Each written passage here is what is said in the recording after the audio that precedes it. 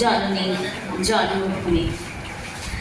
আমি ভীষণ ভালোবাসতাম আমার মাকে। কখনো মুখ ফুটে বলি, টিফিনের পয়সা বাঁচিয়ে কখনো কখনো কিনে আনতাম কমলা লেবু। শুয়ে শুয়ে মার চোখ জলে ভরে উঠত। আমার ভালোবাসার কথা মাকে কখনো আমি মুখ ফুটে বলতে পারিনি। হে দেশ, হে আমার জননী, কেমন করে তোমাকে আমি বলি?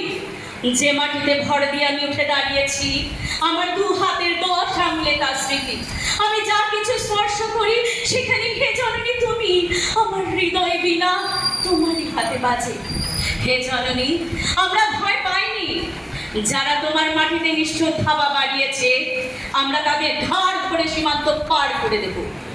আমরা জীবনকে নিজের মতো করে সাজাচ্ছিলাম, আমরা সাজাতে থাকবো। হে জননী, আমরা ভয় পাইনি।